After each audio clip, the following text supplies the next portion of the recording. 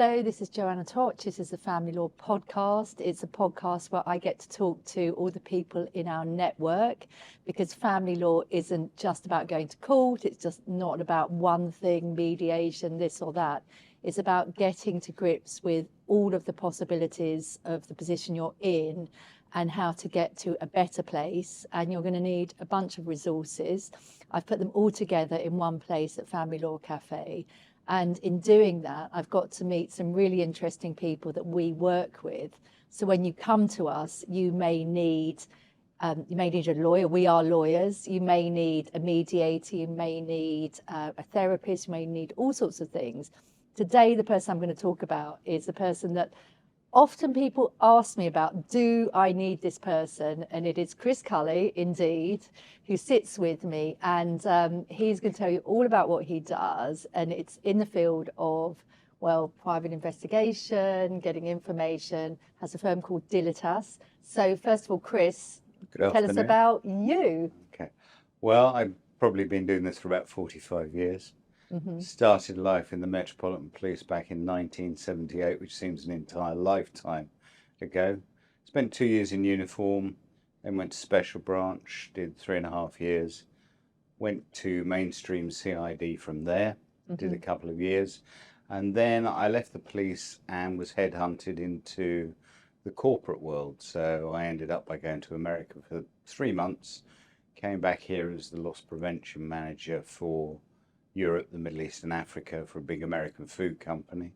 And that really catapulted me into the corporate world, where I probably stayed for about 13 years. Lastly, I was London security manager at Pricewaterhouse. Then went to a company called Gilbert. Worked alongside, when I left them, with a company called Pilgrims, who are a very interesting group of people. And then really started on my own and ran my own businesses, which is what I've continued to do. So we now have Deceptive. We label ourselves as a strategic intelligence corporate security company, and we provide a variety of services: due diligence, surveillance, investigation, IT forensics, penetration testing. To be honest, we'll look at almost anything, providing it's legal and there's a profit in it. Yeah. So we've got to know each other a little bit, and I really don't know where to start on your CV, so I have to pull out all sorts of things. First of all, though, know you like getting out on the river? Yeah, I've spent most of my life in and on and by the River Thames, Richmond and Twickenham and Hampton and Kingston, mainly rowing in skiffs, but I also rowed the Queen's barge, Gloriana. I was the stroke for that. Of course I did it on a number of occasions. Of course. The Queen's barge, yes, Gloriana. Tell me about that. Yeah. It was built for her Golden Jubilee. Yeah. When it rains, didn't it? Yeah, the one it rained on, yeah. It is an amazing boat. It's a big old thing to row, but if you've got a good crew that know what they do. How did you get to do that? Well, I had a very good friend of mine who was involved in setting that up, and one of the guys that built it. So once Gloriana had completed its sort of maiden voyage at the Jubilee, then they wanted to start having this thing move about the water all the time.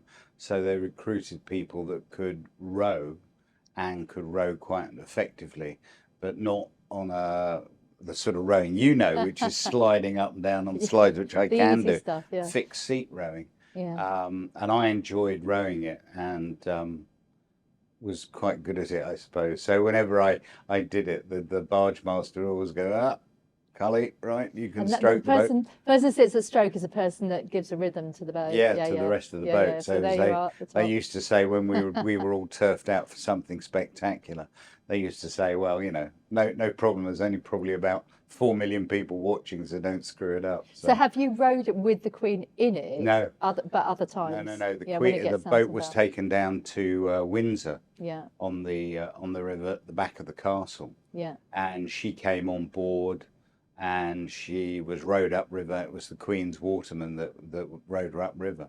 Okay. And she thoroughly enjoyed it. And I think she was only supposed to be there for an hour and a bit, Yeah. We said, oh, could we go on a little bit further or turn round? I went, it's your boat, Your Majesty, you can do what you want. So she had a couple of hours out there and thoroughly enjoyed it. It was a great time. Weather was good, which was nice. So, yeah. So being out on the water, something you enjoy. Yeah. And of course, yes, road stroke the Gloriana, Queen's special boat. But let's just get into things which are relevant to family law, which because that's what we're here for. So often people will say to me, I'm not sure. I'm sure he's got another property. I mean, once someone said to me, I've seen a psychic, he has a property in Ireland. And I'm like, I'm a lawyer. That's not a lot to go on. Yeah. So if you got something like that, would that be something that you could do anything about? If I said to you, hey, they think there's a property in Ireland, can you find it? Yeah, it's an interesting one. We get a lot of work from the bigger law firms. Yeah. Whereby there's mainly litigation. And I love litigators because they're a great source of work. But they will quite often give you a lot of information and say, we want you to go after this individual. We want to find what assets they've got. Are they with anybody else? Do they have any other businesses? And so we'll then start a process. It's a sort of research process, but using the databases we have access to.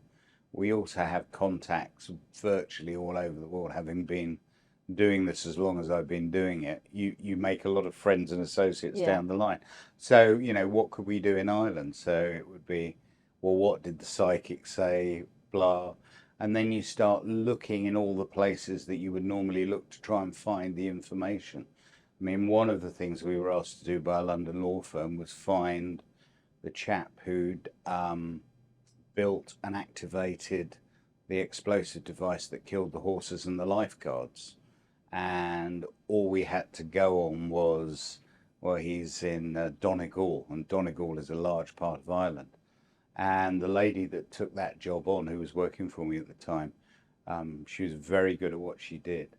And it took her about 2 weeks, but she eventually found him. And there are, you know, there are ways of doing, and that's why he ended up by getting taken to the High Court, because we located his address. So this is something that people get, you know, very worried about. What are the things that you can actually do, and are there things you cannot do? Yeah, we only work within the framework of the law. Yeah. And if we happen to be working in a foreign country, we will only work within the framework of that judicial space. As you know, I will never do anything unless we've run it past either solicitors or a barrister like yourself. Say, you know, can we have somebody's opinion, legal opinion? Are we allowed to do this? Now, in the main, having done it as long as we've done it, we know what we're legally entitled to do and what we're not legally entitled to do. But we will never move forward unless I've got legal opinion that says, yeah, you can do that. So does that mean that one of the things you'll do is search databases, various databases that you know? Yeah. We have access to a number of databases which are out there for anybody to use if they want to pay the fees. Google is a great source of information if you know how to use it. And it's all legitimate stuff. It's open source. You know, it's very dangerous to put all the information that people do out on open source data. Yeah. But it's there to be looked at and reviewed, and that's one of the areas that we would look at. And what other things would you do? Well, you start on the open source data, you start on the databases you've got. The single probably most important thing is if it's within a space to go and do it. Say, for instance, you have an address in Ireland, as you were talking about. Say we locate an address. Well, instead of me saying to the client, I want a plane trip to Ireland and 2 days in a hotel, we'll find somebody we know over there whom we've used for a number of years and say, I want you to go and look at this address. I want photographs of the address. If you get a chance to ask some questions of some of the locals, and we use people like us that are experienced in what we do, and we use them to bring that information back to us. So one of the most important things you can do is go and look at the venue you've got, because you never know what it will tell you. And I get this from a lot of solicitors. Oh, you don't need to do that. You can look at it on Google Maps. Google Forget Earth, Google Maps. There is nothing. Yeah. There's nothing better than getting, to use that military adage, the Mark 1 eyeball on the ground looking at something. And quite often you get something you don't expect, either to the positive or the negative. But always go and look. Go and ask questions if you can do that without disrupting the environment.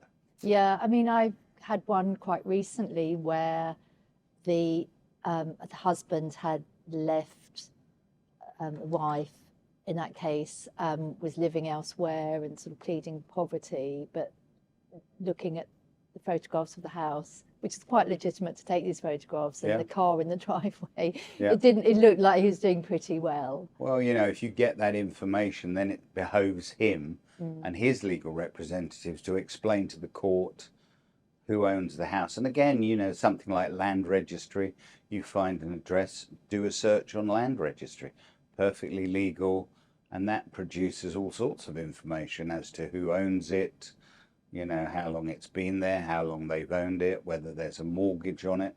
Won't tell you what the actual financials of the mortgage are, but Nationwide or Barclays or whoever.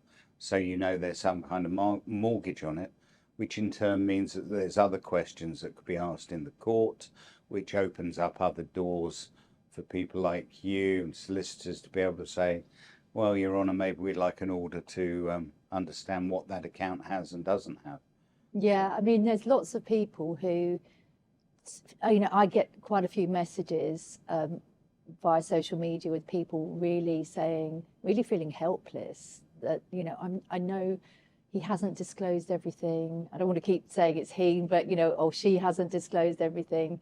What can I do? But often you do have to take the initiative and do a little bit of research, and it is research. We've just done one for a client that we've got, without any names or factuals, where he suddenly found himself married to, shall we say, a very unpleasant lady, and he knew that there was a history behind her. And we started to look at her antecedents, what her background was. We went to the part of the country that she came from. We asked one person who he'd identified, who said, I've been waiting for years for somebody like you, blah, and have you spoken to this person and that person and this person and that person? There's their telephone numbers, there's their addresses, tell them, and suddenly it begins to expand out. And then it becomes a very powerful set of facts that can be handed back to the legal representatives for them to handle as they do in court. And do people find out things that they just had no idea about, despite being married for years? Yeah, well, this person I'm talking about suddenly discovered he was my apologies. He was husband number 3 when he thought he was husband number 2. Just forgot a marriage. Yeah, these things sort of slip past, I suppose. Yeah. But yeah, there's all sorts of information that can come out that, maybe people don't expect. And what about surveillance? Is that something you do? Yeah, that's my favourite thing. Okay, my company's probably unique in so much that we have a surveillance team that we've recruited over a period of time, and we've trained, and we repeatedly train, and we made a very big point of not getting people from the police or the armed services or all the special forces units. Everybody comes, well, I'm special forces, great. And we have people, wide diversity. Probably my best one is a lady who spent 40 years working at HSBC Bank. She's superb. We have we just stop there, because what makes someone good? Because I can see that someone worked there would be quite patient. So this is my guess. This is my guess. Would be quite patient. You'd have to deal with quite a lot of annoying customers, maybe. People stress. Be quite calm. You've got to, and quite detailed, because you can't get things wrong, can you? Well, sometimes things go wrong. You don't get everything right all the time. But have an attention to detail. Yeah, you have to have an attention to detail. You have to have patience. You have to have a considerable amount of integrity. You have to be honest. You have to be able to move quietly through places without people remembering you. So quite anonymous. Yeah, I mean, that's a terrible thing to say. No, it is. But on the other hand, it can work the other way. I mean, So we have that lady, we have a hospice nurse, we have a couple of actors, we have some voiceovers, I have a chemist, I have a musician who's like a diminutive Billy Connolly with a beard, and you look at him and think, well, he's no good for surveillance, but he's great. When one of the things we do, we work with UCL training some of their students to give them a taste of what it's like. So they're law students? They're students that are moving into international terrorist studies, money laundering, that sort of thing. Working they want to go and work for their equivalent of the NCA or the intelligence service. And it's something we developed so that they get a taste of what it's like. And one of the things that my little musician does is he moves around them and through them and with them all day. And at the end of the day when we have the briefing in the pub, I'll say, does anybody recognise that guy over there? And they'll, no.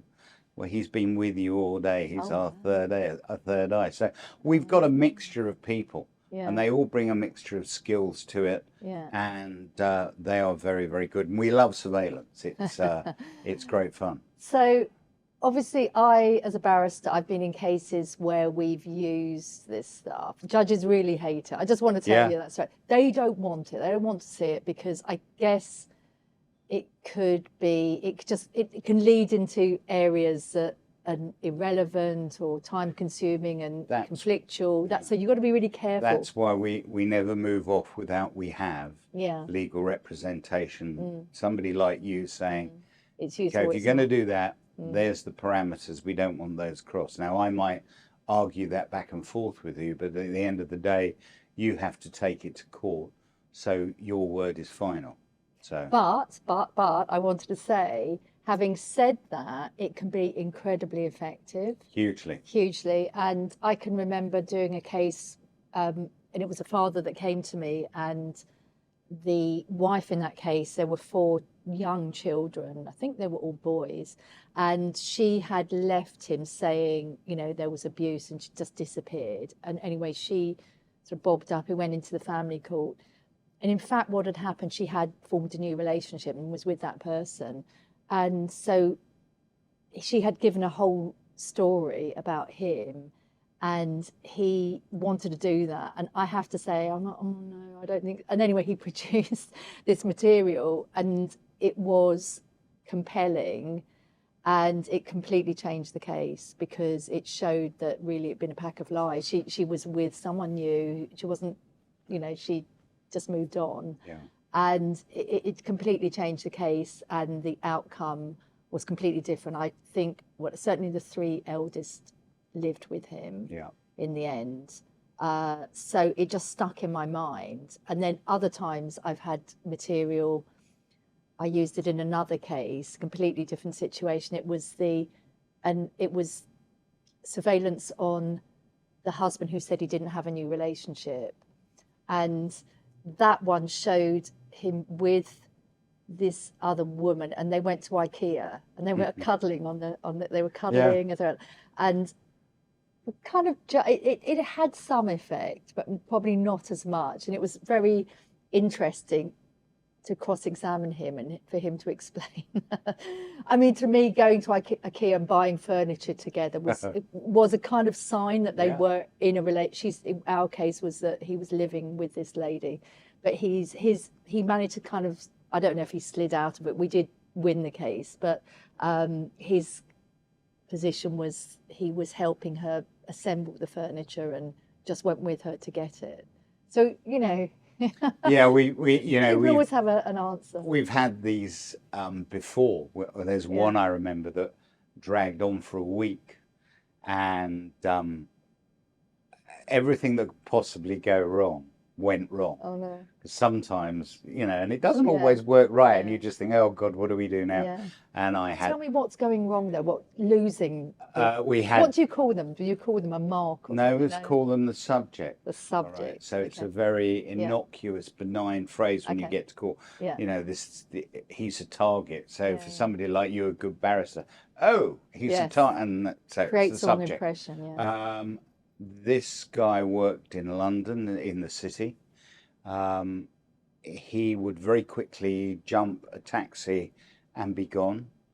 And we'd take him back to his home address because his wife had gone to gone abroad for a week, let's say. And what were you trying to show? To show that he had a relationship with somebody else. Okay. And there was always also a question mark that he was involved in something untoward with his firm, which was a very big financial organisation.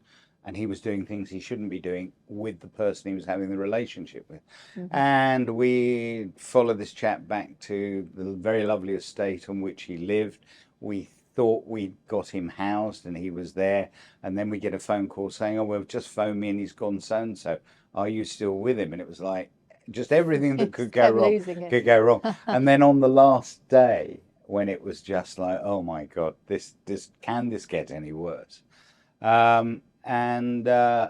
He had a very set routine, which was helpful.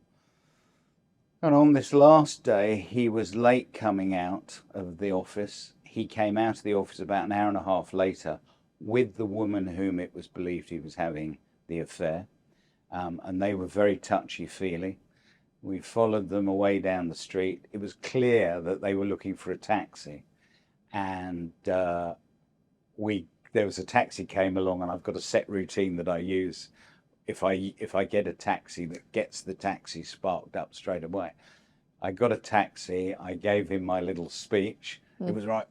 I've been waiting. So what was your little speech? I'm not telling you, because that's, you know. we can't spill any secrets. You know what it is. Have to be careful. But it catches them straight away. There's nothing worse than something you said to incentivize that. And they get incentivized very quickly. Yeah. If you jump in and say, taxi, follow that cab, and they go, oh yeah, right, okay, 30 miles an hour, and they're gone. He got in a cab, we followed them. They got to a restaurant. We went in the restaurant. I went in with one of my colleagues. We were in a suit, because when you work in the city, we wear suits because everybody else wears suits. We asked if we could have a table, that we were surgeons waiting to be called for an operation at a hospital in London. He cleared somebody out of the way. We sat opposite these people and just had the camera going. And there are other things I can't talk about, but it became very apparent that he was in fact doing something he shouldn't be. Not only with the lady, we had a long follow. We identified where she lived, followed him back. He was clearly very drunk. We filmed him getting in his car and weaving away. And when we provided the evidence, the wife picked up on something in relation to the firm, and it just went to the lawyers, who spake unto him in that way that lawyers do, and it never went to the court, because clearly nobody wants to go to court and settle. And he got dismissed from the firm as well. So that was quite a good one. That right at the last minute, a bit of a bonus, the little surveillance gods that sort of watch over us went, okay, we've given you 5 days of grief and aggravation, we're now going to make it work for you. And sitting there as the surgeons, getting the special table. Yeah, that was, and that's another skill that you have to have as a surveillance operator, be able to tell somebody something needed, and for them to go, oh, yes, at a moment's notice. So, you know, surveillance, surgeons waiting to go and perform surgery, you know, people were heaved out the way and the table was, you know. So yeah, I can remember years ago, I think it's something that's done in politics, isn't it? Being at it was an event before an election, and I remember some people sitting just at the front where everyone came in and said the classic thing, oh, we've got some, could you move people, please, because we've got some disabled people, they need to sit here. Of course, they just didn't want us being in the front row. They wanted some people that were going to literally worship the politicians. And it was them. My then husband was reading the Telegraph paper, and they obviously spotted him, and it was for a Labour politician. They thought, no, they're gonna heckle. He just liked reading Telegraph, so they kind of said what they needed to say to get us out of the way, and I guess that's kind of what happens to you. If you need to have that ability to be able to look, if somebody says, can I ask what you're doing here? And we have a variety of one-liners that we just look at them, and there's one thing I use all the time. And people say, oh, can I make you tea? Well, we had a surveillance we did a couple of years ago now for a very, very major job, and it was a particularly difficult area of Surrey in a little village. We went to have a look at it, and we just, 5 of us looked and thought, how on earth are we going to sit here to try and watch the exit from this property and not have everybody in a little piece of Surrey going, well, who are you? Yeah. So we just came up with the idea. We all put on high-vis vests. We got maps The on old the high car. vis. Yeah, we got flasks. Yeah. People came up and said, well, that's what you're doing. I said, yeah, we're the health and safety team from Aldershot Garrison. There's a big charity cycle ride with the wives and kids. And everybody in this village hated all the cyclists, the lycra-clad cyclists that moved through the village.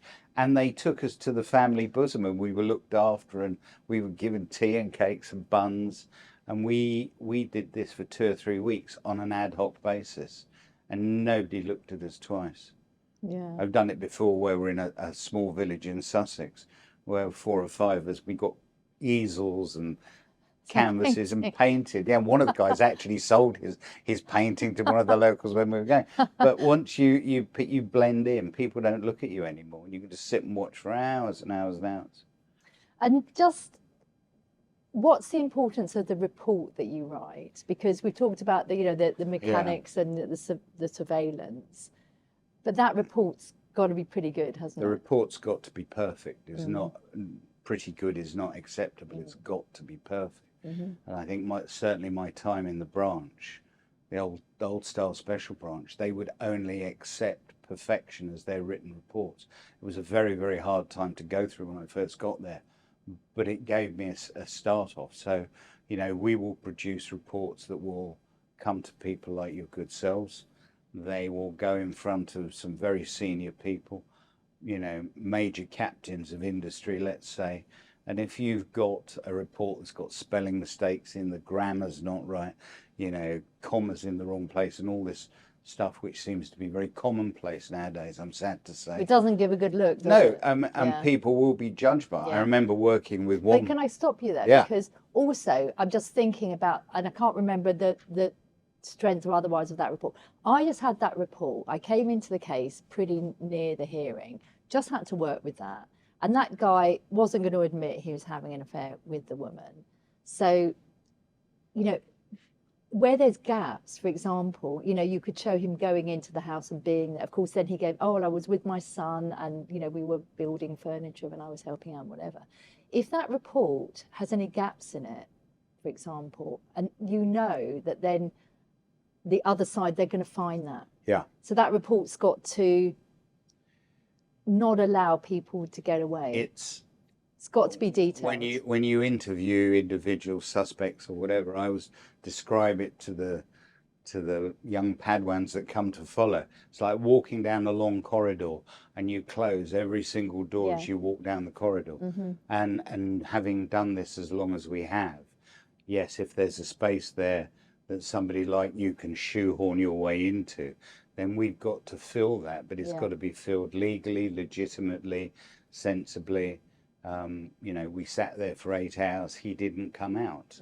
The car never moved. We eventually saw him. It's him again. 8 hours later, he didn't have the tool bag that he went in with, so presumably it was left there. And then it's up to you to make much of the fact that he was there for a very long time, didn't come out with his tools. So, you've got to make it work without lying, without gilding the lily, but just rely on the facts. If in a report, if there's any element that looks like the person who's made that report is biased in any shape or form, you're dead in the water. You're dead. Yeah. It's right. Those reports, and then it makes it worse. So then you've put in something that hasn't worked, and you're just going to. Then you're on the back foot. Yeah, absolutely. And I've over the years I've seen surveillance teams where it's been suggested, well, we lost him, so if we say this and we say that and we say the other, it's like, no, just say you lost him. Because one of the things I'll always do before we start a surveillance, I will say to the client, I become a marketing man's nightmare. This might happen, that might happen. We're not going to jump red traffic lights. We're not going to drive at speeds enormous. If we lose them, we lose them. We'll start again tomorrow. I give them about 1 million reasons why they shouldn't do it and why they shouldn't use us. And if you're quite upfront with them, they'll say, Yeah, okay, I understand that. And I have the caveat, I will make the decision if we drop off, because if I think they're becoming aware that something's not right, do you understand that that's the parameters I work in? And I always use the little analogy of the grumpy gods on Mount Olympus who guide my destiny when we do this. And they say, yes, so if you have a loss, you can phone the client, say we had a loss. And as an example, I use them. If you think about the organisation called the Det, the Army, the 14th Intelligence Company that were in Northern Ireland that were absolutely superb. MI5, their surveillance teams. If they go after one person, they could have upwards of 30, 33 people following them. You know, I'm desperately begging for the money to get 4 or 5 people. Yeah, because They this is have losses, we expensive, have losses. presumably, isn't Oh, it it? is. It is Yeah. expensive. You're paying for that amount of people for how many days? Yeah, that and it would it's take? you know, and that's why it's got to be right. It's got to be on the button. They've got to come away with something that makes sense to them and to whomever they're dealing with. And that's why we always want to deal with the lawyers. You know, because ultimately, if this is going to court or it's going to be fought in any way, there's no point in me going off in this direction and the lawyers saying, well, hang on, we need to think about this. So we always follow the legal point. I might argue it at times and say, I disagree with you because of this and that, because quite often I've been doing what I do longer than they've been doing law. But it's just a case of binding it together and getting the right thing Working as a team. Yeah. And do people come to you with a problem and say, look, how can this be sorted out? And do you Yes. come up with plans? Because you've been doing, I mean, I'll go a little bit into your background in a minute, but I'm fascinated by this because sometimes people don't realise the value in strategic planning. Yeah. So can you give me an example of perhaps someone's come with a problem, you've formulated a plan, Yeah, whether or not it's been used? Yeah, a little bit careful on what I say. The one that I discussed with you some while ago, we had a lady, sensible lady, she'd worked for a law firm, Bright Button. She'd ended up by marrying an Egyptian, and she'd gone to live in Egypt, had a very nice lifestyle. She had 3 children. Things ended up by not going well, and she decided she was going to go back to England. That didn't happen because he had her passports. He wasn't going to give her passport or the kids' passports back. Life was becoming very, very unpleasant. The children didn't want to have anything to do with him. And eventually we were approached by her parents who said, how do we get her out of Egypt? It was like, Lord knows. So we sat and thought about it. We just got the surveillance team together because we all know one another and we all work together, although when they're not working for me, they go off and do their own jobs, retire or whatever they do.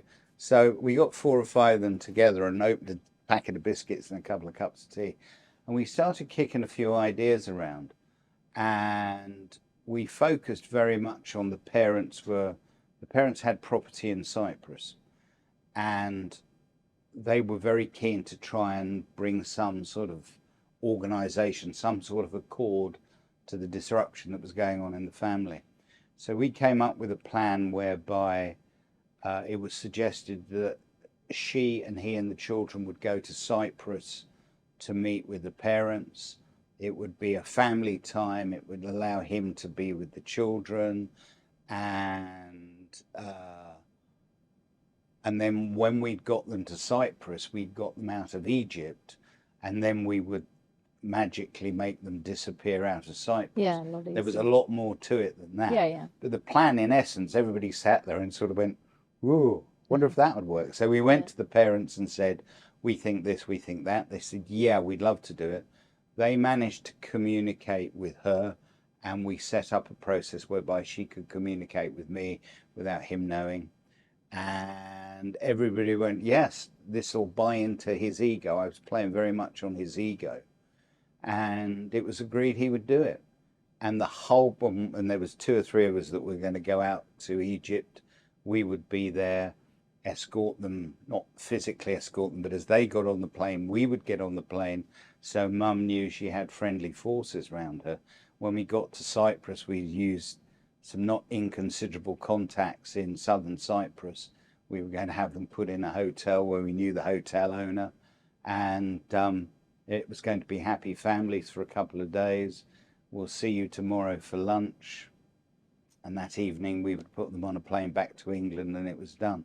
And it was all set to go. And within 48 hours, the parents killed the plan. Do you know why? No. No. To this day, I still don't know why. It's difficult. I mean, obviously, I deal with people who are leaving relationships. It's a tough thing to do, and maybe, I don't know, who knows? Who knows? Who knows? Who knows? Who knows? It was, they'd previously been approached by a guy who was a German who claimed to be ex-German Special Forces, who wanted hundreds of thousands of pounds to do this, to bring in a boat. complex way. Yeah, put them on a boat, charge them out to sea, put them in another boat, which would never have worked. And the money wasn't an issue, but something happened that I still don't know what it was. The gal in Egypt was good to go. The parents were good to go. We had this guy right where we wanted. We had the people in Cyprus ready to do everything we needed to do through contacts there. 48 hours before the finish, they just finished it.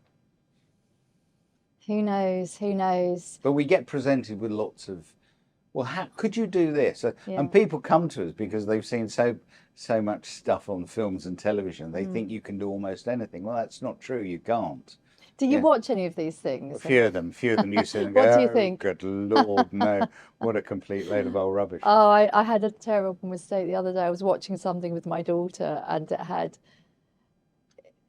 it's a program that's out on Netflix at the moment, and we watched a bit of it. And it could never be in court so quickly. That doesn't make any sense at all. So it was a sort of courtroom drama, and then it got even worse because then you saw her out sculling on the river. She's not even sculling properly. This is just designed to just blow my mind. You know, it is hard, and obviously I had to be calm. People do believe that. You know, when we try and put surveillances forward, they'll say, well, why do you need so many people? I've seen that on TV. You know, if you get a silver Vauxhall and follow him, it'll be fine. Yeah, just jump in a car. Yeah, right. I have to say, and I can't let this pass without remembering, I used to do personal injury. Do you ever do anything for personal injury cases? Occasionally, yeah. We used to get... So they always get people to follow. I mean, I've been on both sides of those things. We used to do a lot of it, not so much anymore, but... Maybe they don't do it now, but they used to. I mean, I was acting for a woman and she had a knee injury, I remember, and the insurers wouldn't pay out. And I remember she was an A&E nurse, so she really needed to be running. And the knee injury was one of those that would come and go. Yeah. So they were determined they were going to... And she said, I'm being followed with people in dark glasses. She was like watching us. And in the end, they did, just at the eve of the trial, they paid up because she was completely genuine. Yeah. But they'd been following her in a really crass way. And then in another case, I acted for a woman who came to court in a wheelchair, did the whole thing in a wheelchair, and they had, it was terrible stuff. I can't remember, she was dancing or whatever she was doing.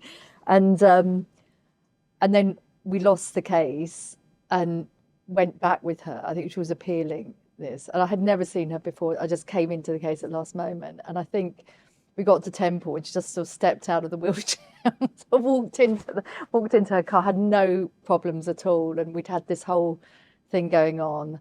And the footage they had of her, she certainly wasn't in a wheelchair. Yeah. And she still, to the judge, was saying that she had this injury.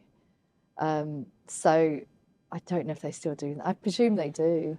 I'm sure it goes on. As I said, we haven't been asked to do it in a long time, since well before COVID, but it's a very effective way for the insurance companies. They're paying out a lot of money. That impacts on the rest of us that have to pay premiums. And if you've got somebody who is effectively stealing or defrauding. So wrong. Yeah. And maybe I'm just wondering, because you do read about the stories where people, for some unknown reason, are claiming that they have an injury and then they go out and do a triathlon or something. So maybe they can find this information on social media. It's quite a bit. Social media, again, is a real killer for people who are perhaps doing things they shouldn't be doing. Yeah. Because if you look back far enough and you know how to interrogate Google, it's like, ooh, is that our man doing the climb up, doing a run up Snowdon or something, you know? sort So of maybe bizarre it's stuff. so maybe it's moved online, that kind of thing, as opposed to Yeah, them having yeah. to I send find people. now that you look at certain parts of social media that used to be a verdant information ground, Yeah. where it's not there as much. So I Oh, I think see. people are becoming Delete aware of everything. it. Yeah. Yeah, probably. It's been such a pleasure to talk to you. I mean, we really could just talk all day and swap stories. I'm going to introduce you to someone else in my network. I know you're going to get on like a house on fire, I would think.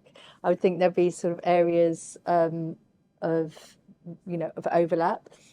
He's Clayton Koch, Yeah. and he has the Late Payments Company. Yeah. So late payments, I don't know whether that's anything that overlaps with you. He's going to come and ask you a few questions and see what happens. Okay, So lovely. great to see you, and see you again soon. Thank you very much.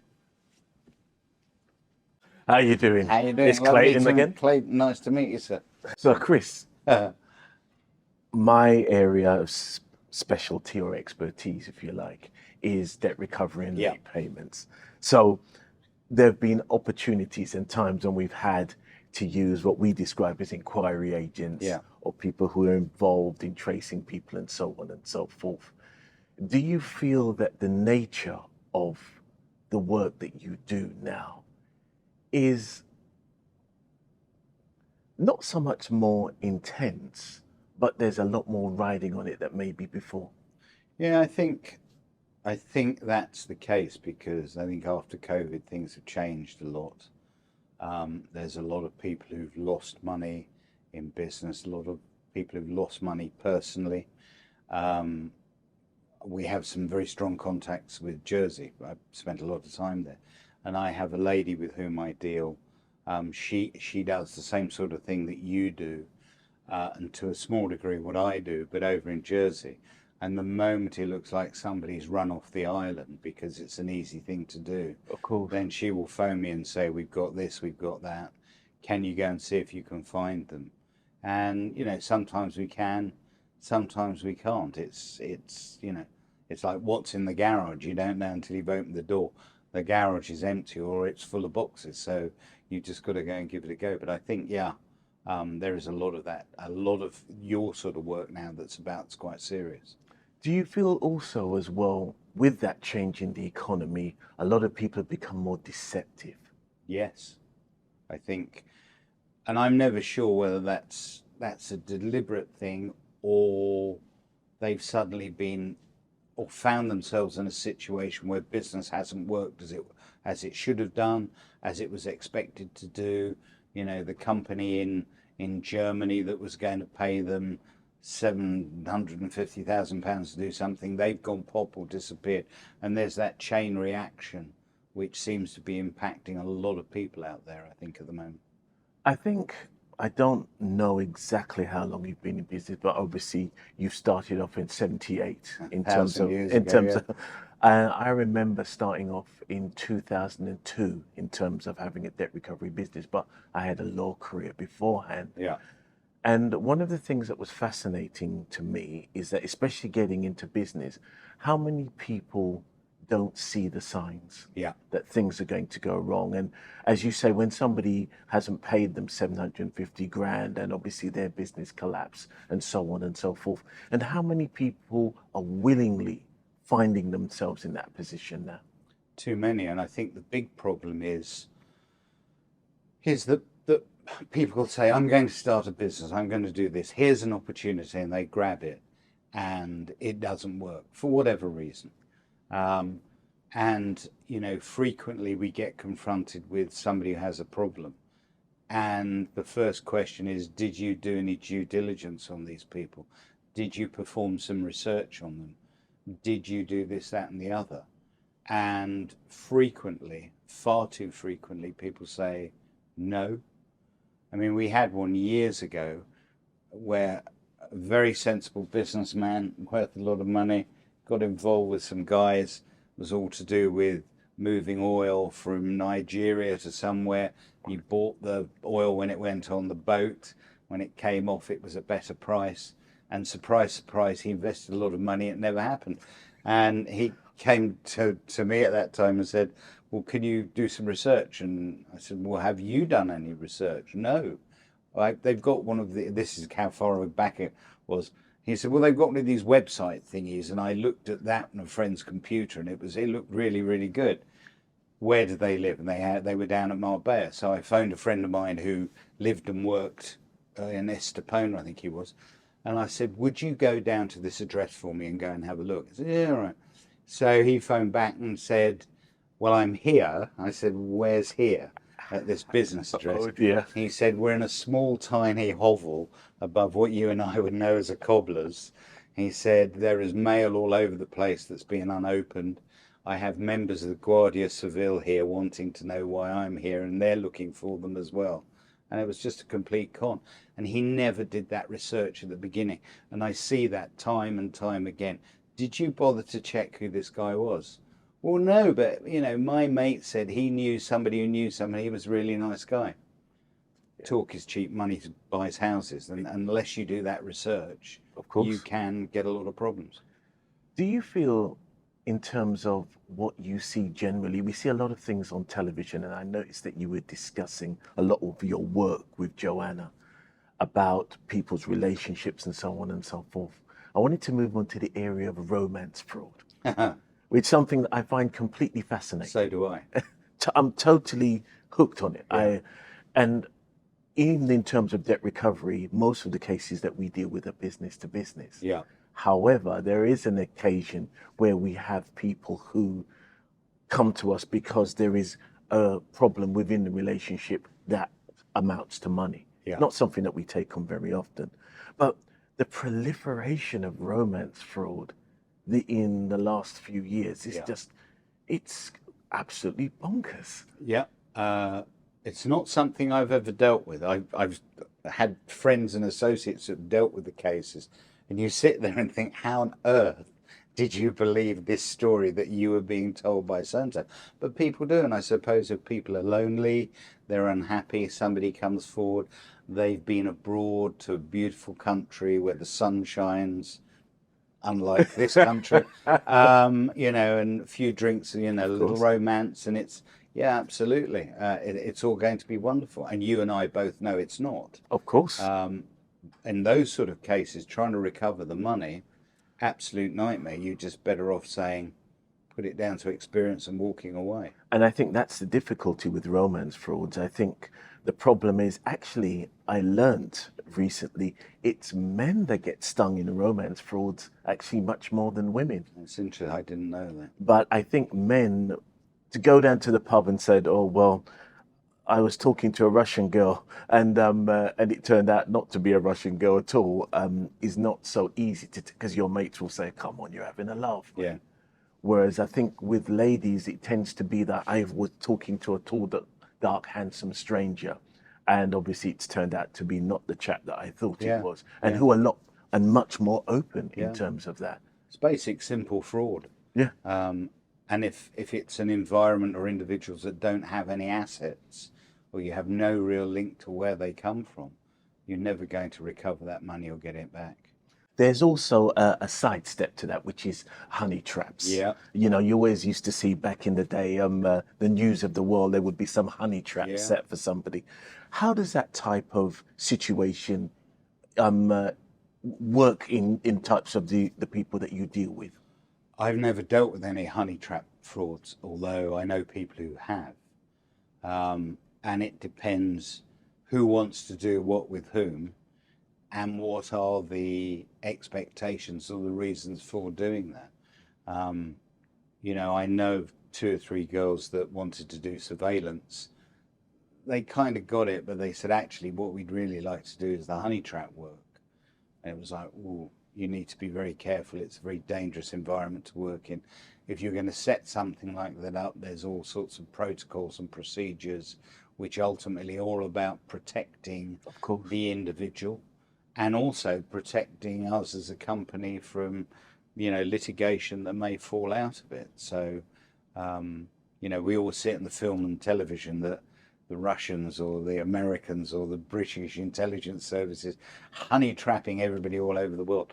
Well, whether it happens or not, let's not comment on that. But Yes, it can happen. It could be done. There's a whole set of things you've got to do to make sure, A, you've got it right, and B, I come back to what I said to Joanna.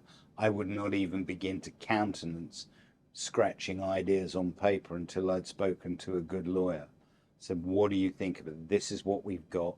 What are your feelings? Give me your opinion on A, whether we should be doing it, whether the client should be thinking about their legal position. We need to be thinking about our legal position. I'd like to have the biggest pile of legal sandbags around me before I even sort of moved off on that. It's true, because back in the day, the News of the World reporters used to say, I made my excuses and left. Yeah. And I don't necessarily think that can be done in those kind of scenarios. You have to sort of ease yourself out of that, and it can turn nasty. Well, yeah, it depends what the situation is, and you could manage it in a number of ways to extract the girl or the guy that was doing the honey trapping. Of course. But again, it's like, until I've got a big wall of legal sandbags around me, I wouldn't want to move forward on that. No, and I don't blame you whatsoever. So obviously you've got extensive years of experience. What do you think is going to be the future of the type of work that you do? Will it be taken over by AI? Well, strangely enough, we've had a number of discussions about that amongst ourselves, but I'm a great believer that a lot of what we do ultimately involves a human going to a location, climbing over a wall and looking at something. Now, you can have the greatest piece of AI you like, Of course. but that always will be what it ultimately comes down to. Yeah. So I think it's something that we have to be careful of. And if you're investigating or researching this kind of stuff, is it AI? Is it genuine? Yes. But physically going to look at things, physically asking questions, is the one thing that, as I understand it, AI is a long way away from being able to do. Excellent. So Chris, thank you for sharing your wisdom and knowledge with us. And at the end of the day, I hope that it proceeds that there are plenty more cases for you to climb over walls. So do I. Love those walls to climb over. Great. Thank you very much indeed. Thank you, sir. All right.